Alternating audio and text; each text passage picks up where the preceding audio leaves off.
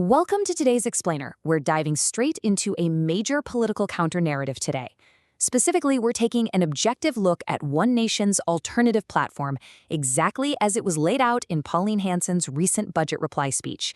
We're going to unpack the gap between the current government's vision and One Nation's assessment of reality. And just to be super clear right out of the gate, we're not here to take sides or tell you what to think. We're simply unpacking the source material impartially, mapping out the exact arguments, the stats, and the policies they're proposing to fundamentally shift the country's direction. Okay, let's dive right into this. We've broken this entire platform down into 4 key themes. First up, the economic status quo. Second, we'll look at housing, migration, and taxes. Third is energy and mega infrastructure. And finally, culture, identity, and governance. So starting off with Section 1, the economic status quo, focusing on rising costs and taking debt. This part of the speech delivers a really stark critique of the government's current financial track record. And the absolute foundation of this critique rests on a deeply alarming number, $1.9 trillion. That's the projected total liabilities. The speech pushes back hard against the government's idea of intergenerational equity.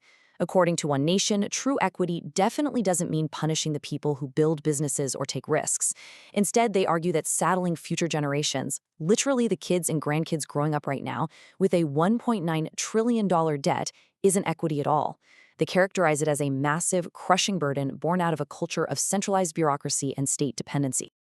To back up that massive $1.9 trillion figure, the platform points to a really profound economic struggle playing out right now.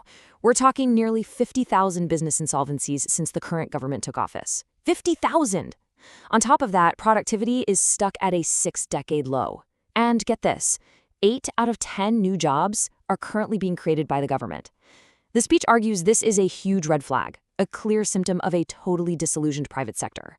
Throw in 15 interest rate hikes, pushing over 1 million households to the brink with mortgage stress, plus 337,000 households literally unable to pay their energy bills. Well, the overarching argument here is that falling GDP per capita and record insolvencies are absolute proof that free enterprise is being actively stifled. Now, you might be wondering, how does the platform address the government's current relief efforts? Well, the speech compares the government's Working Australians tax offset, which breaks down to less than $5 a week or roughly 68 cents a day, against the very real hidden cost of inflation. The argument is that this tiny bit of relief is completely wiped out by what's known as bracket creep. Basically, as inflation pushes nominal wages up, workers get bumped into higher tax brackets, meaning they're hit with a stealth tax. One Nation argues this is a total trap that basically just profits the government.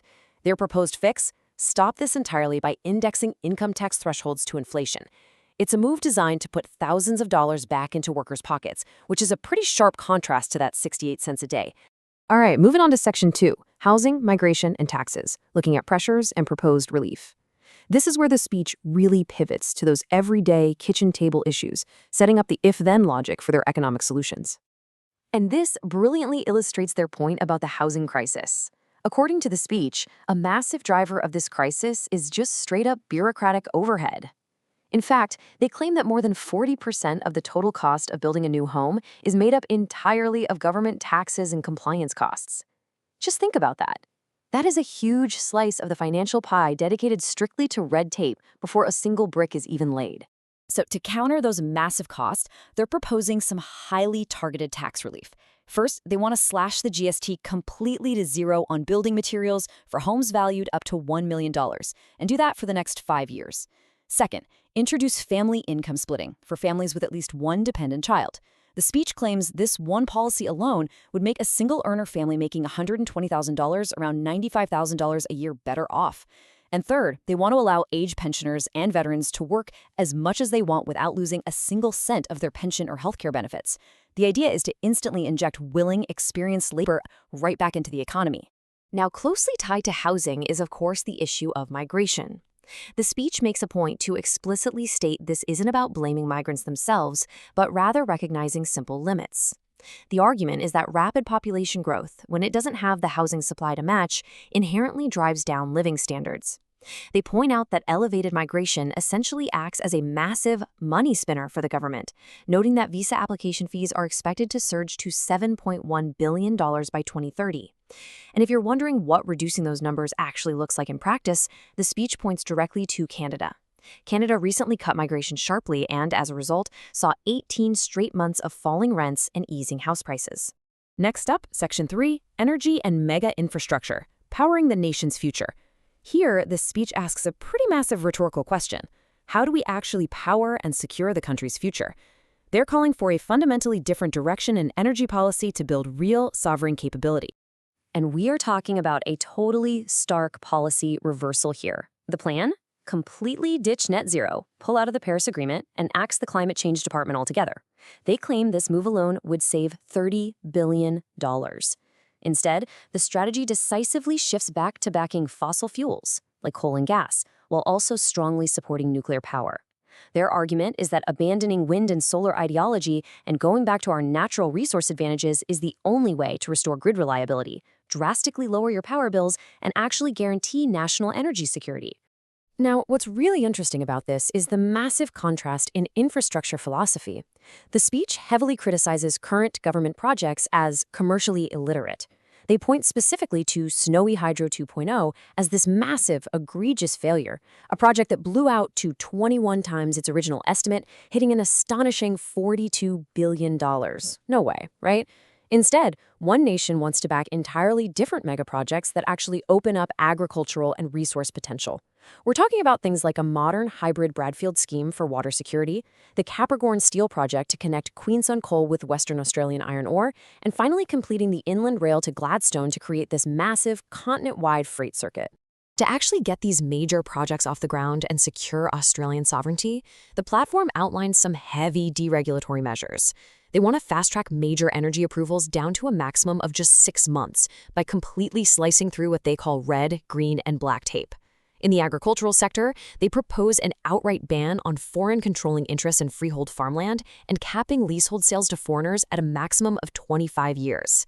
They also put a massive emphasis on building strategic liquid fuel reserves. The logic here is pretty profound. The total cost of not having strategic fuel, food, and water supplies ready during a crisis will absolutely always outweigh the cost of simply having them prepared in advance. Finally, we arrive at Section 4, Culture, Identity, and Governance, focusing on equal rights and true accountability. This section dives into the speech's cultural critiques and its vision for pulling government accountability completely outside the so-called Canberra bubble. Looking strictly at the cultural platform derived from the source material, One Nation is arguing for a society based on equal rights for all and special rights for none. The actual policies they propose include abolishing all cultural departments and race-based programs. They insist that government assistance needs to be based entirely on genuine individual need, absolutely not on ancestry. They're also proposing an end to taxpayer-funded Welcome to Country rituals. On top of that, the speech calls for the Defense Force to be entirely refocused on operational readiness and deterrence, stripping away what it describes as moral-sapping identity politics. Oh, and they demand an immediate end to selling off historic national sites just to cover up irresponsible government spending. So the crucial point really boils down to this one defining statement from the address. Quote, One Nation believes the government is there to serve you. This budget only goes to prove yet again that this government believes you are there to serve them. It's a really fundamental critique of how the state interacts with the individual. It suggests the current system just uses the individual to feed a giant centralized bureaucracy, while One Nation's vision claims it will empower the individual by drastically shrinking state interference. And that brings us to a final provocative thought, drawn directly from the closing moments of the speech itself. A nation loses hope when it loses vision. Today, we've explored an alternative platform that champions slashing red tape, maximizing natural resources, and completely overhauling the tax and migration systems. It is, without a doubt, a stark contrast to the current trajectory. So, looking objectively at the data, the proposed policies, and the divergent paths we've unpacked today, what vision do you believe will and should define the country's future? Thank you so much for joining us for this explainer, and as always, keep asking the big questions.